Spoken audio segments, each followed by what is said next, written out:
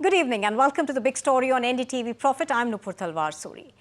Joining me to discuss this further are Dr. Gufran Beg. He's the founder and director at Safar. Jagjit Sareen is a partner at Dalberg Advocates, and Dr. Rajesh Chawla. He's a senior consultant for respiratory and critical care at the Indraprasth Apollo Hospitals. Good evening, gentlemen. Three of you, thank you very much for joining in. Thank you very much. Thanks for having us. Right, Dr. Beg, to you first. Now, Dr. Beg, Delhi's air quality, is often the topic of discussion this time of the year. For as many years that I can remember, perhaps 10 or more, it has been something that's discussed in studios and homes. And this year, things seem particularly bad. Tell us about the factors that have led to this rapid fall in AQI that we are seeing. See, the point, winter normally it all happens in November. There was nothing new, but this time things, because of under the influence of the climate changes, shifted about 1 or 2 weeks later. It normally used to come in the first week of November, but it has gone to the third week of November. But at this stage of time, there are a number of some part is external contribution, another one is an internal contribution. External contribution are something which is under different jurisdictions or many other things, depends on the weather. But what we really need to focus on a emission inventory, the accounting the sources of emission within the national capital territory.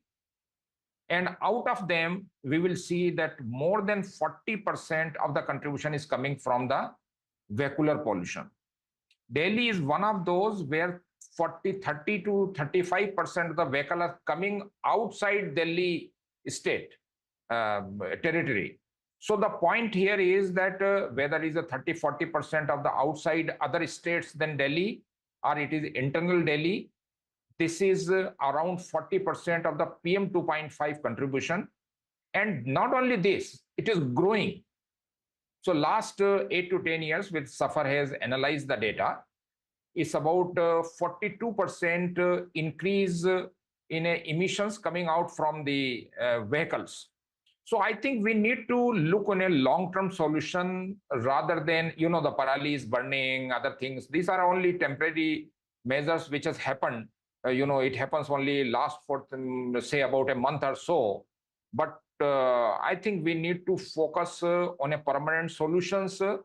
There are 4 or 5 permanent local emission inventory: dust, fossil fuel emission because of the transport, biofuel emission because of the residential sector, then the industrial pollution, and then power related. These and then other sources, little bit other sources, brick clean or solid waste burning, and all those are there. But then major player which comes out is the transport sector. All right. Now, just a follow-up question. Of course, these measures, the GRAP-4 measures have now been put into action. How soon can we expect some bit of relief, at least, to come in for Delhi and its surrounding areas? Yeah. So, firstly, a good news, because as I can see, the wind directions is changing to northerly, and Delhi winds are picking up. I think, to my all probability, as per the predictions, by this time tomorrow, we will have a considerable relief. Relief means we'll get into very poor from severe plus. So that is what has become a norm now, that if you get into very poor, that itself is not good thing. It is a second, third stage. But by this time it will be. What else? What was your other question was? My question: how quickly can we expect some relief now that GRAP-4 measures have been put in place?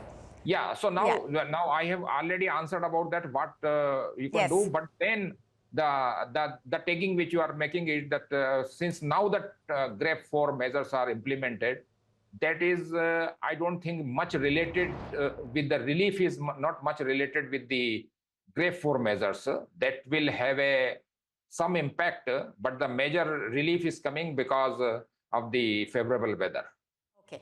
All right, do stay with us. Dr. Beg, coming back to you, you were talking about certain solutions that can be taken in the short term. Now, one of the things that the government, of course, has done is that the National Clean Air Program, it has been effective, in some cities at least. But what else can we do? See, the major problem with the why NCAP is not that much showing the good results. And in fact, I am surprised to see that 80 to 90% of the funds are returned back by the states.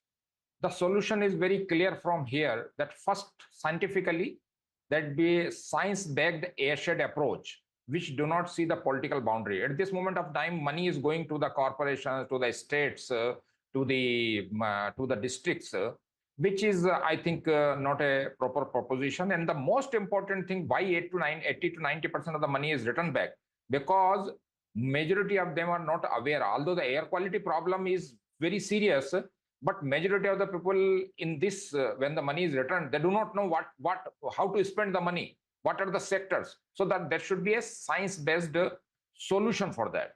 And as I told, from the transport sector, I missed one particular point from a health perspective, that it is a high temperature combustion when you are running a fossil fuel, and there is a most toxic particles comes from there. Dust particles are mainly the mineral particles, and they are contributing only to the PM10 or bigger particle, which are not as toxic as PM2.5 or PM1, or even smaller than that. So the most important part where the fossil fuel transport sector is burning, where the carbonious particles as well as nitrate particles are there. And they are clinically supposed to be, Dr. Saab will be able to tell you even more, but they are supposed to be the more toxic. So this kind of a study is not there. In that particular case, even if you say PM2.5 has gone to 200, do not say that it is gone to 300 microgram per meter cube, but within 200 microgram per meter, if they are made up of poisonous, more toxic particles, which are coming from fossil fuel emissions, then it is much more dangerous than 300, which are coming from the dust. Number one. Number two is, this is some a permanent kind of a threat, that dust, because of the slow down the speed is declined little bit in the current time. There is a lot of carbon industrial, but this is the only sector where I will see, transport sector, where the emissions are significantly increasing during this period of time.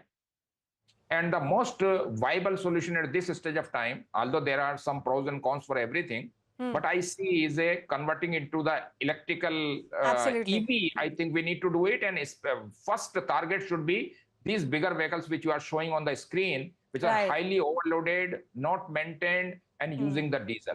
So I think we need to work on an electrical vehicle faster than what we have been doing now. Right, and that's actually one of the parts that the government has put enough impetus on. They do have an EV policy that's in place. All three of you gentlemen, I'm really sorry, I'm running out of time completely. Thank you very much for joining us on The Big Story this evening.